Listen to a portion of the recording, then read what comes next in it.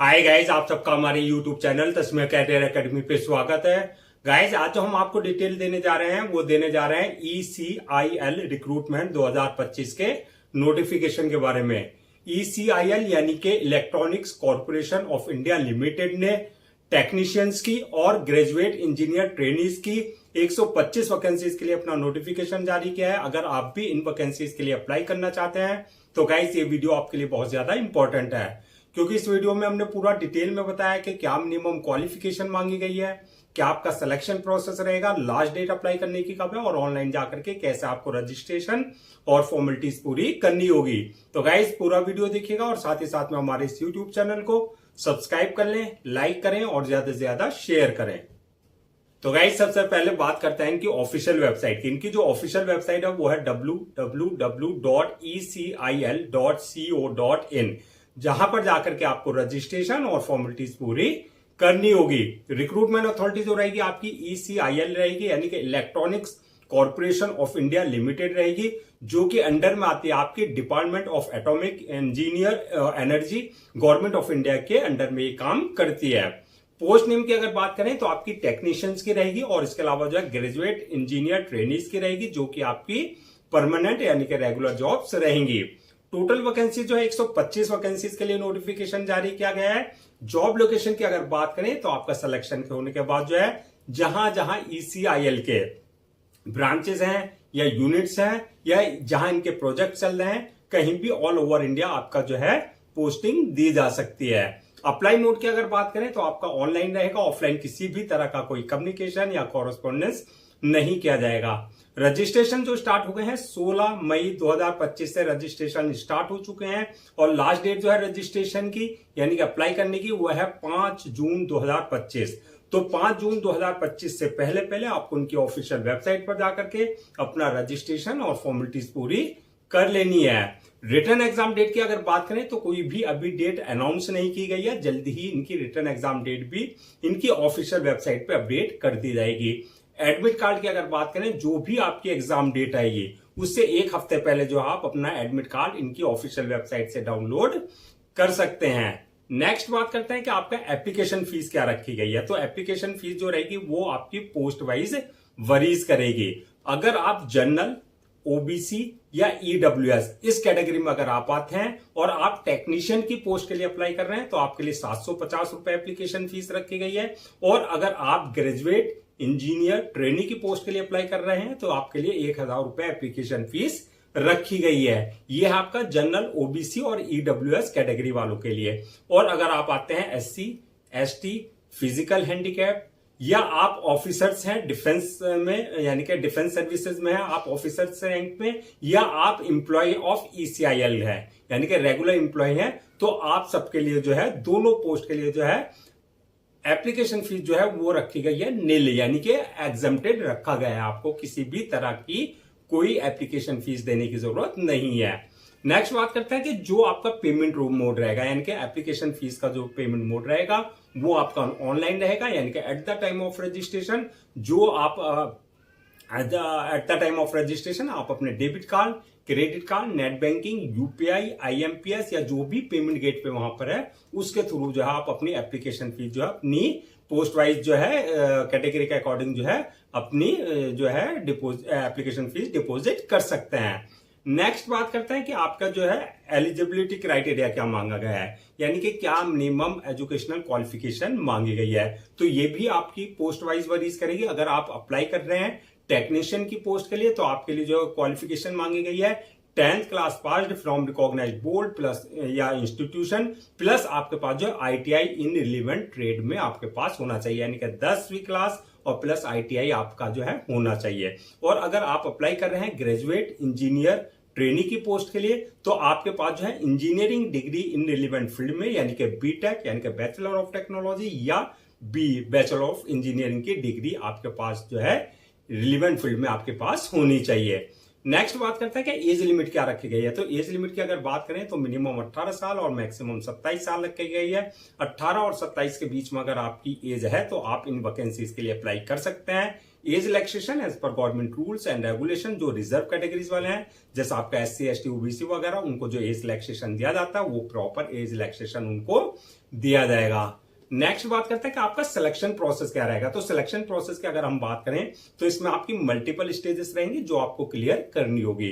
First stage जो रहेगी आपकी ऑनलाइन रिटर्न एग्जामिनेशन कंडक्ट किया जाएगा, यानी कि आपका रिटर्न एग्जाम लिया जाएगा जो कि आपको ऑनलाइन यानी कि CBT कंप्यूटर बेस्ड टेस्ट होगा। जो रिटर्न एग्जाम क्वालिफाई कर लेंगे नेक्स्ट स्टेज होगी उनके लिए इंटरव्यू के यानी कि पर्सनल इंटरव्यू लिया जाएगा। जो इंटरव्यू क्लियर कर लेंगे थर्ड स्टेज होगी उनकी डॉक्यूमेंट्स वेरिफिकेशन की, यानी कि at the time of registration जो आपने अपने डॉक्यूमेंट्स अपलोड किए हैं वो सारे डॉक्यूमेंट जो आपके ओरिजिनल चेक किए जाएंगे यानी कि वेरीफाई किए जाएंगे। और लास्ट स्टेज होगी वो होगी मेडिकल एग्जामिनेशन की, यानी कि जिस पोस्ट के लिए आपने अप्लाई किया उसके लिए देखा जाएगा कि आप फिजिकली और मेंटली पूरी तरीके से फिट हैं या नहीं है। तो ये मल्टीपल स्टेजेस रहेंगे जो आपको क्लियर करनी होगी।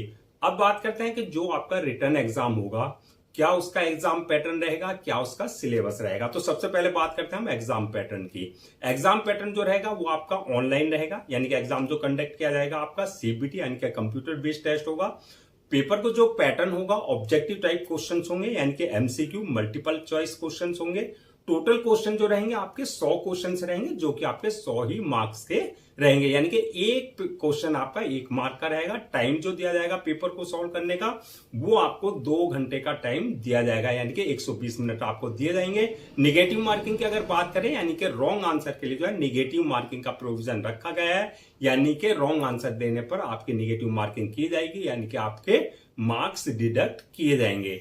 मीडियम ऑफ एग्जामिनेशन की अगर बात करें तो हिंदी एंड इंग्लिश दोनों लैंग्वेज में पेपर होगा, जिसमें भी आप कंफर्टेबल हो उस लैंग्वेज में आप अपना पेपर दे सकते हैं। अब बात करते हैं कि जो आपका पेपर होगा रिटर्न एग्जाम उसका क्या सिलेबस रहेगा। तो सिलेबस की अगर बात करें तो इसमें जो आपका सिलेबस आएगा जहां से क्वेश्चंस पूछे जाएंगे वो आपकी प्रोफेशनल नॉलेज यानी कि जो आपका रेस्पेक्टिव स्पेशलाइजेशन है या ट्रेड है, यानी कि टेक्नीशियंस वालों के लिए वही ITI से रिलेटेड यानी कि ITI रिलेवेंट ट्रेड से रिलेटेड होगा, और जो ग्रेजुएट इंजीनियर ट्रेनी की पोस्ट है उसमें जो है आपका BTech और BE यानी कि जो आपका स्पेशलाइजेशन है उससे रिलेटेड क्वेश्चंस पूछे जाएंगे, यानी कि जो आपके एजुकेशनल बैकग्राउंड है उससे ही रिलेटेड आपका जो है क्वेश्चंस पूछे जाएंगे। नेक्स्ट बात करते हैं कि आपका मेरिट लिस्ट किस बेसिस पे बनेगी। तो मेरिट लिस्ट की अगर हम बात करें जो आपने रिटर्न एग्जाम में अपने मार्क्स ऑब्टेन किया है प्लस जो आपने इंटरव्यू में मार्क्स ऑब्टेन किया है उनको जो है कंबाइंड करके जो है आपकी फाइनल मेरिट लिस्ट तैयार की जाएगी। सैलरी एंड अलाउंसेस की अगर बात करें तो ये आपकी पोस्ट वाइज वरीज करेगी। अगर आपने अप्लाई किया है ग्रेजुएट इंजीनियर ट्रेनी की पोस्ट के लिए तो आपकी जो सैलरी होगी वो 40,000 से लेकर के 1,40,000 के बीच में होगी, और टेक्नीशियंस की पोस्ट के लिए अगर आपने अप्लाई किया तो इसमें 20,480 जो है आपकी सैलरी होगी। यानी कि आपका सिलेक्शन होने के बाद जैसे जैसे आपका एक्सपीरियंस हो जाएगा उसके हिसाब से आपका इंक्रीमेंट भी होगा, प्रमोशन भी होगा। अलाउंसेज और अदर्स बेनिफिट्स की अगर बात करें तो अलाउंसेज और अदर्स बेनिफिट जो है आपको कंपनी नॉर्म्स यानी कि as per company rules and regulation वो आपको जो एक एम्प्लॉय को दिए जाते हैं वो सारे प्रॉपर आपको दिए जाएंगे। नेक्स्ट बात करते हैं कि आपका पोस्ट वाइज अगर हम इन वैकेंसीज को ब्रेक डाउन करें यानी कि 125 वैकेंसीज को यानी कि किस पोस्ट के लिए कितनी वैकेंसीज है, तो टेक्नीशियन की जो है पोस्ट है वो 45 यानी कि 45 वैकेंसीज रखी गई हैं। जो ग्रेजुएट इंजीनियर ट्रेनी की पोस्ट है उसके लिए जो है 80 यानी कि 80 वैकेंसीज रखी गई हैं। तो इस तरीके से आपकी टोटल 125 वैकेंसीज जो है फिल की जाएगी। नेक्स्ट बात करते हैं अगर हम इन वैकेंसीज को कैटेगरीज वाइज अगर ब्रेक डाउन करें, कैटेगरीज वाइज यानी कि कास्ट वाइज यानी कि किस कास्ट के लिए कितनी वैकेंसीज रखी गई है, तो जनरल वालों के लिए 58 वैकेंसीज रखी गई है, ओबीसी वालों के लिए 40 वैकेंसीज रखी गई है, एससी वालों के लिए 12 वैकेंसी, एसटी वालों के लिए 3 है और ईडब्ल्यूएस वालों के लिए 12 वैकेंसीज रखी गई है। इस तरीके से आपकी 125 वैकेंसी जो है कैटेगरीज वाइज जो है आपका फिल की जाएंगी।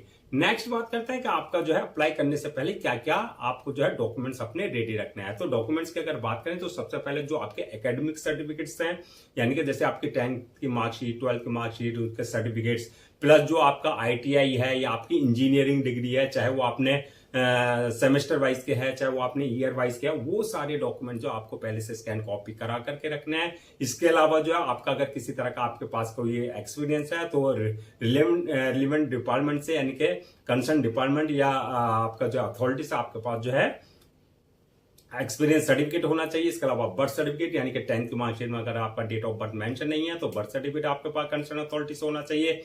इसी तरीके से कास्ट सर्टिफिकेट यानी कि अगर SC ST OBC वगैरह का किसी भी तरह का कोई आप रिजर्वेशन ले रहे हैं तो कास्ट सर्टिफिकेट आपके पास जो है कंसर्न अथॉरिटी से होना चाहिए। इसी तरीके से आपका इनकम सर्टिफिकेट यानी कि EWS यानी कि इकोनॉमिकली वीकर सेक्शन का अगर आप किसी तरह का कोई रिजर्वेशन ले रहे हैं तो इनकम सर्टिफिकेट आपके पास जो है कंसर्न अथॉरिटी से आपके पास होना चाहिए। इसी तरीके से आपका डिसेबिलिटी सर्टिफिकेट यानी कि अगर फिजिकल हैंडीकैप का आप किसी तरह का कोई रिजर्वेशन ले रहे हैं तो डिसेबिलिटी सर्टिफिकेट आपके पास जो है कंसर्न अथॉरिटी से आपके पास होना चाहिए। इसके अलावा जो है आपका ID proof, address proof, passport size photo, signature वगैरह ये सारे डॉक्यूमेंट जो आपको पहले से स्कैन कॉपी करा करके रखने हैं।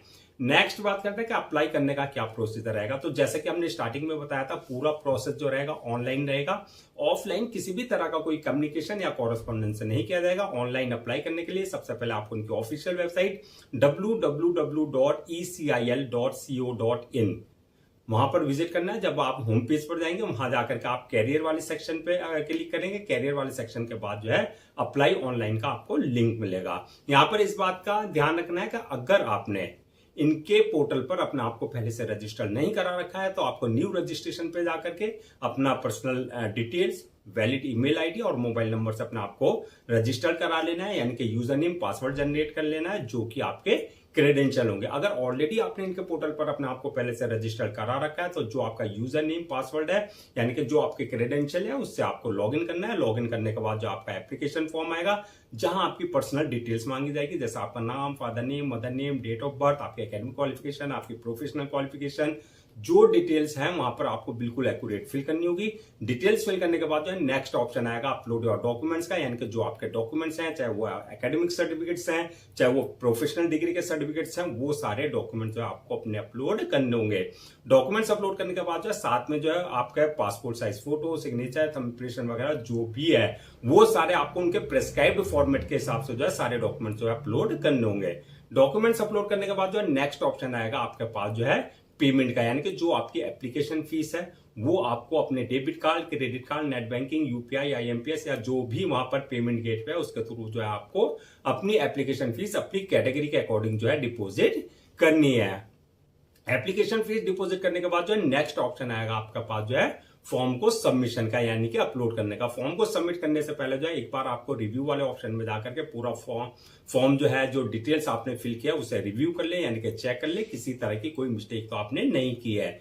रिव्यू करने के बाद जो फॉर्म को सबमिट कर दे और सबमिट करने के बाद जो उसकी 1 या 2 कॉपी जो है प्रिंट आउट जरूर ले लें for your future reference so that आपके पास जो है एक हार्ड कॉपी के रूप में एक ऑफिशियली रिकॉर्ड आपके पास हो जाए। तो गाइज ये थी आपकी ECIL यानी कि electronics corporation of India limited technician and graduate engineer trainees की रिक्रूटमेंट 2025 के नोटिफिकेशन की डिटेल्स। आई होप आपके सारे डाउट्स क्लियर हो गए होंगे। अगर अब भी आपको किसी तरह का कोई डाउट है, क्वेरी है या कंफ्यूजन है तो आप हमसे कमेंट सेक्शन में पूछ सकते हैं, हम उसका रिप्लाई जरूर देंगे। मैं एक बार फिर से रजिस्ट्रेशन डेट और लास्ट डेट रजिस्ट्रेशन की वो रिमाइंड करा देता हूं सो दैट आप उसे नोट डाउन कर लें। रजिस्ट्रेशन जो स्टार्ट हो गए हैं वो 16 मई 2025 से रजिस्ट्रेशन स्टार्ट हो चुके हैं और लास्ट डेट जो है रजिस्ट्रेशन की यानी कि अप्लाई करने की वो है 5 जून 2025।